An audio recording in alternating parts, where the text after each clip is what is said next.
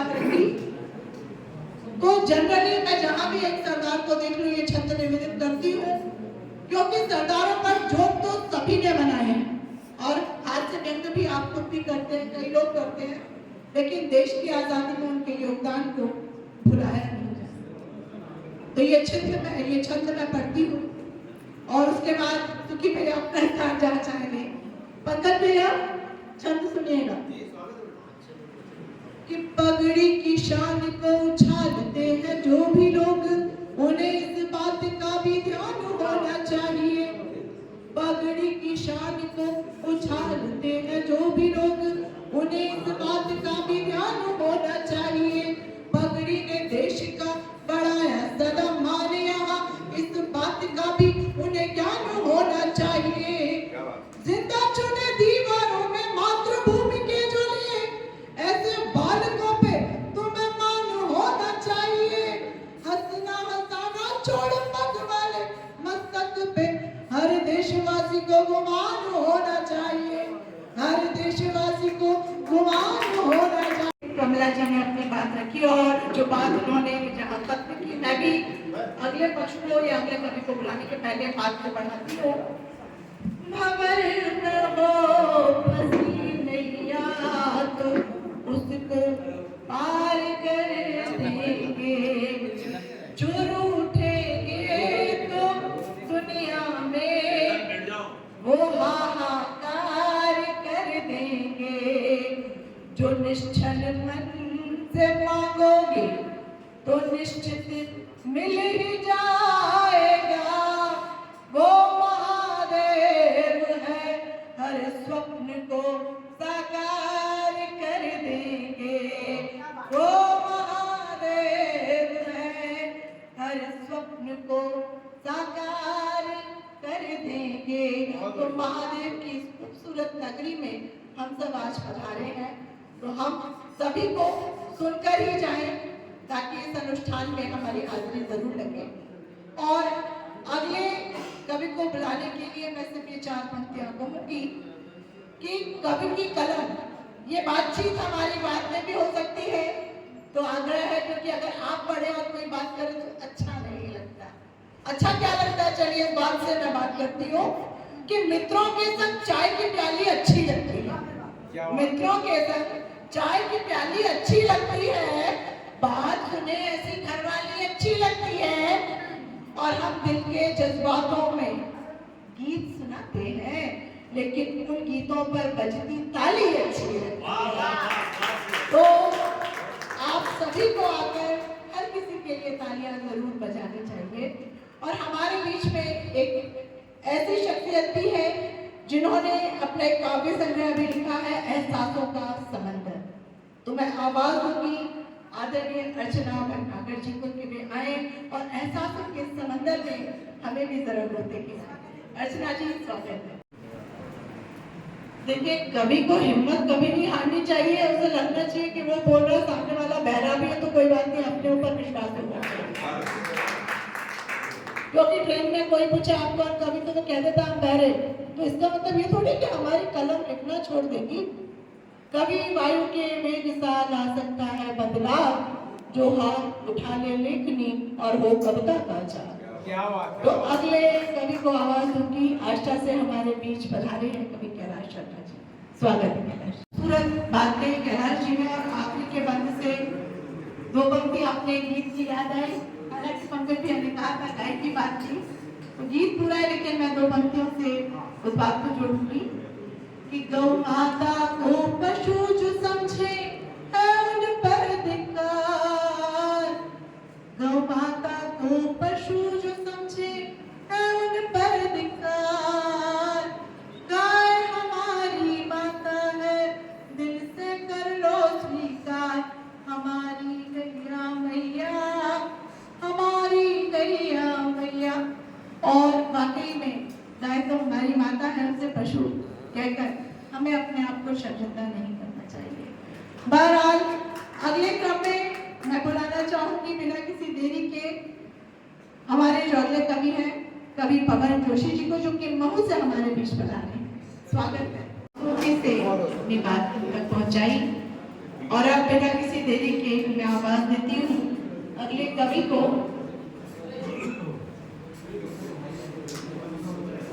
यूं कहा कि लाभ हानि की समझ व्यापार से आती है, लाभ हानि की समझ व्यापार से आती है, रिश्तों में अहमियत प्यार से आती है।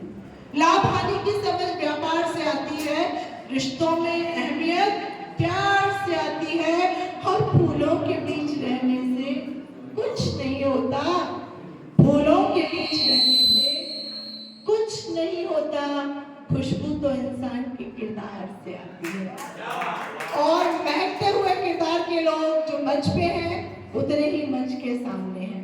तो एक बार अपने महकते किरदारों का परिचय दीजिए और तालियों के साथ स्वागत कीजिए अगले कवि दिनेश सोनी जी का, जो कि खामगांव महाराष्ट्र से। की बात से मैं इस बात को आगे बढ़ाते हुए अगले कवि का आवाज देती हूँ कि बात दिल में छुपी आँखों से जान लेती है, बात दिल में छुपी आँखों से जान लेती है, मेरी हर जिद को झट से मान लेती है, आसमां को भी वो कदमों में ला गिराएगी,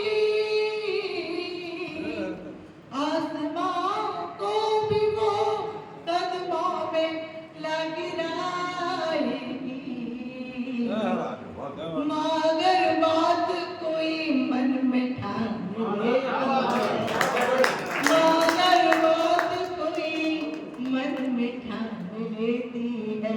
तो माँ तो ऐसी ही होती है। और हम कवि कैसे होते हैं कि कवियों के बारे में बहुत खूबसूरत चार पंक्तियां मैंने कही हैं, और मैं अगले कवि को आवाज दूंगी कि हम कैसे हैं कि चाटुकारिता के झूले में झूल नहीं पाते हैं, हम चाटुकारिता के झूले में झूल नहीं पाते हैं, हम स्वतंत्र पंछी हैं, बनकर गीत नहीं गाते हैं हम, और अपने हिस्से की रूखी सोटी में, अपने हिस्से की रूखी सूखी रोटी में मस्त रहे, और के हक की दूध मलाई कभी नहीं खाते हैं हम, और के हक की दूध मलाई कभी नहीं खाते हैं हम। तो बड़े खुददार कवि होते हैं हम। और इसी क्रम में एक ऐसे ही कवि को आवाज दूंगी, कवि श्री बलदेव चौहान जी, जो कि राजपुर बड़वानी से हमारे बीच आते हैं। कि बात दिल में छुपी आँखों से जान लेती है, बात दिल में छुपी आँखों से जान लेती है, मेरी हर जिद को झट से मान लेती है, आसमां को भी वो कदमों में ला गिराएगी, आसमां को भी वो कदमों में ला गिराएगी, मगर बात कोई मन में ठान लेती है, मगर बात कोई मन में ठान लेती है। तो माँ तो ऐसी ही होती है। और हम कवि कैसे होते हैं कि कवियों के बारे में बहुत खूबसूरत चार पंक्तियां मैंने कही हैं, और मैं अगले कवि को आवाज दूंगी कि हम कैसे हैं कि चाटुकारिता के झूले में झूल नहीं पाते हैं, हम चाटुकारिता के झूले में झूल नहीं पाते हैं, हम स्वतंत्र पंछी हैं, बनकर गीत नहीं गाते हैं हम, और अपने हिस्से की रूखी सोटी में, अपने हिस्से की रूखी सूखी रोटी में मस्त रहे, और के हक की दूध मलाई कभी नहीं खाते हैं हम, और के हक की दूध मलाई कभी नहीं खाते हैं हम। तो बड़े खुददार कवि होते हैं हम। और इसी क्रम में एक ऐसे ही कवि को आवाज दूंगी, कवि श्री बलदेव चौहान जी, जो कि राजपुर बड़वानी से हमारे बीच आते हैं। तो हर मसरत भी वही, गम भी वही देता है, धूप छांव के मौसम भी वही देता है, और जख्म लगते ही नहीं उसकी इजाजत के बगैर, जख्म लगते ही नहीं उसकी इजाजत के बगैर, और फिर सपनों को मरहम भी वही देता है। तो उस ऊपर वाले के नाम पर हम सभी इस अपने अनुष्ठान को प्रारंभ करते हैं। गजल पढ़ने वाले इंसान को बुलाने जा रही हूँ। तो ये 4 पंक्तियां समर्पित करती हूँ कि अब हम मकान में ताला लगाने वाले हैं, अब हम मकान में ताला लगाने वाले हैं। पता चला है कि मेहमान आने वाले हैं और हमें हकीम न जानो, हम अपने नेज़े से, नेज़ा कहते हैं जो बारीक नोक वाला यंत्र होता है जिससे सुरमा लगाया जाता है, कि हमें हकीम न जानो, हम अपने नेज़े से गजल की आंख में काजल लगाने वाले हैं। तो गजल की आंखों में काजल लगाने के लिए खूबसूरत गजल पढ़ने वाली गजलकारा आदरणीय प्रमिला किरण जी को आवाज स्वागत है। राम भजन आप सभी के बीच आया और मातृशक्ति भी हमारे बीच बैठी है। तो जब राम की बात होती है तो आजकल हर पुरुष ये चाहता है कि उसको सीता जैसी बीवी मिल जाए। और एक मुक्तक रख के मैं फिर अगले कवि की बात करती हूँ कि जगत में सब तुम्हें पूजे, तुम ऐसा नाम बन जाओ, जहाँ जाकर सब तर जाए, तुम ऐसा धाम बन जाओ। हजारों गुण परखते हो जो शादी को वधू देखो,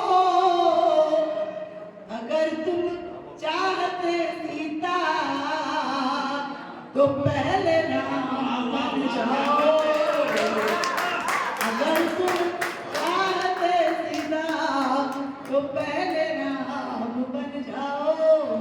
चलिए अगले कवि को बुलाती हूँ और कवि के लिए ही कुछ पंक्तियां कहती हूँ कि कवि की कलम कविता का व्यापार नहीं करती, कवि की कलम कविता का व्यापार नहीं करती, और जिससे दुश्मनी कर ले फिर उससे प्यार नहीं करती, और सोने की थाली में हीरे ही क्यों ना हो जनाब, जिसे छोड़ दिया फिर उसे स्वीकार नहीं करती, जिसे छोड़ दिया फिर उसे स्वीकार नहीं करती। तो एक कवि अपने आप में सर्वश्रेष्ठ कवि रचनाकार होता है। चलिए अगले रचनाकार को बताते हैं, आदरणीय हरीश शर्मा जी गढ़वाल से हमारे बीच हैं, स्वागत है।